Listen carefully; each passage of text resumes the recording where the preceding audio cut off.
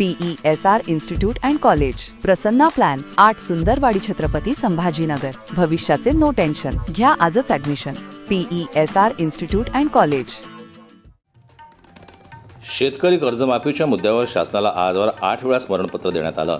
त्याची कुठलीही दखल शासनाकडून घेण्यात आलेली नाही। त्यामुळे आता कर्जमाफीचा शासन आदेश निघाल्याशिवाय माघार घेतली जाणार नाही असा स्पष्ट इशारा माजी राज्यमंत्री प्रहार जनशक्ती पक्षाचे अध्यक्ष बच्चू कडू यांनी दिलाय। पदर फाडून मला बांधले ना, तिने शपथ घेतलेली आहे, कर्जमाफी शिवाय वापस येऊ नका असं त्या बहिणीने आम्हाला म्हटलेलं आहे। तिचा शब्द जर खरा करायचा असेल तर मा कसम तुम्हाला आव्हान आहे। मला माहित आहे तिथले काही लोक घरी जायच्या घाईने येणार आहे, जाणार आहे।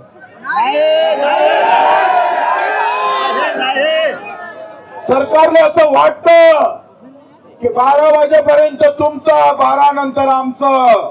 तर सरकारला सांगून द्या, 12 दिवस काय 12 महिने जरी थांबा लागले ना तर महाकसम थांबल्याशिवाय राहणार नाही। तुम्ही आज आपल्या मायची शपथ घेऊन, छत्रपतीला मानत असून छत्रपती महाराजांची शपथ घेऊन, बाळासाहेबांची शपथ घेऊन, महात्मा फुल्यांची शपथ घेऊन, अहिल्यादेवी होळकरांची शपथ घेऊन, अण्णाभाऊ साठेंची शपथ घेऊन आम्ही प्रत्येकानं हे शपथ घेऊन इथं थांबणं फार गरजेचं आहे।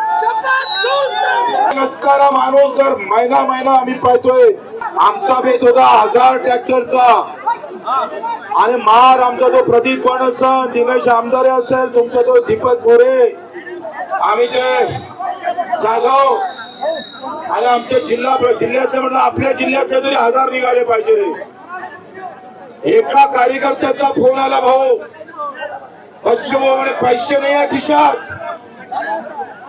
पण ट्रॅक्टर आल्याशिवाय राहणार नाही।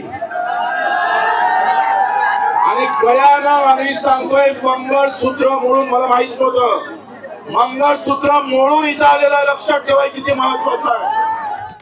बच्चू कडू यांनी शेतकर्जमाफीसाठी आंदोलनाच्या स्वरूपात महाएल्गार पुकारला असून अमरावती जिल्ह्यातून हजारो आंदोलक बुधवारी सायंकाळी नागपूरच्या वेशीवर धडकले।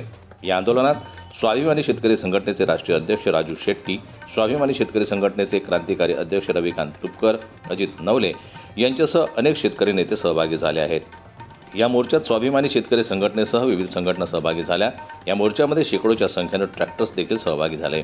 शेतकऱ्यांच्या मागणीसाठी सुरू केलेल्या या एल्गार मोर्चाला तीव्र स्वरूप आलं असून बच्चू कडू यांनी सरकारवर थेट बैठकीला बोलावून आपल्याला अटक करण्याचा सरकारचा डाव असल्याचा आरोप केला आहे। बैठकीची गरज काय, थेट निर्णय घ्या असे सांगत बच्चू कडू यांनी सरकारच्या भूमिकेवर नाराजी व्यक्त केली आहे। ब्युरो रिपोर्ट, जनमत लाईव्ह न्यूज, नागपूर। मराठी बातम्यांसाठी जनमत लाईव्हला लाईक करा, सबस्क्राईब करा आणि बेल आयकॉनला दाबायला विसरू नका।